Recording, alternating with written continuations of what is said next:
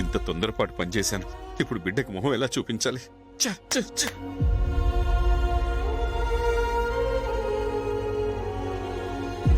రామచంద్రయ్య, మీ కూతురు వచ్చింది, త్వరగా మాట్లాడి పంపించేసేయి.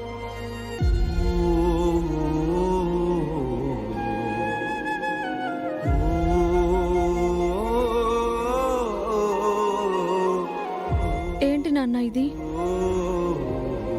ఏం చేయాలనుకున్నావు నన్ను?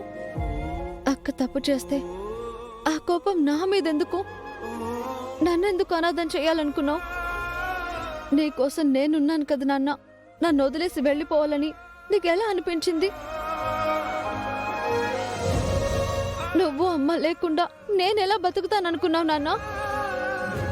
కనీసం నా గురించి ఆలోచించాలి అని కూడా అనిపించలేదా? అది కాదమ్మా. వద్దు నాన్న, ఇంకోసారి ఇలాంటి ఆలోచన వచ్చిందనుకో, నీతో పాటు నన్ను కూడా తీసుకెళ్ళిపోండి. నేను మీతో సంతోషంగా వచ్చేస్తాను. అంతేకాని మీరు లేకుండా నేను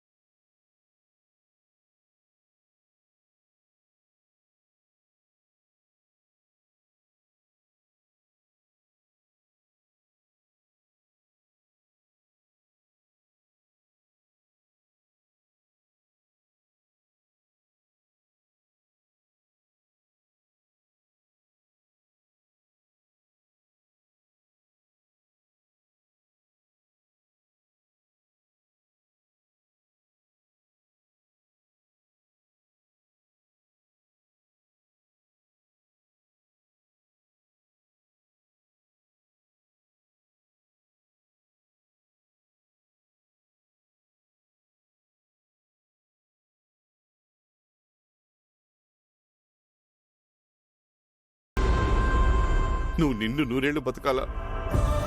అలాంటి మాటలు ఇంకోసారి మాట్లాడకు తల్లి. నేను మాట్లాడకూడదంటే నీ మనసులోకి మళ్ళీ ఇలాంటి ఆలోచనలు రాకూడదు. నీకు ఈ శిక్ష శాశ్వతం అనుకుంటున్నావా? నేనుండగా ఆ రమాదేవి నిన్నేమైనా చేయగలదు అనుకుంటున్నావా? నిన్నెవ్వరూ ఏమి చేయలేరు నాన్న. నిన్ను బయటికి రప్పించుకోవడానికి, కాపాడుకోవడానికి నేనున్నాను. నాకు మా నాన్నున్నాడన్న ధైర్యం ఉంటే చాలు, నేను ఏమైనా చేస్తాను.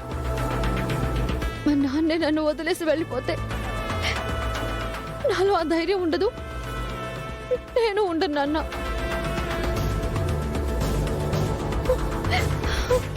లేదమ్మా, లేదు.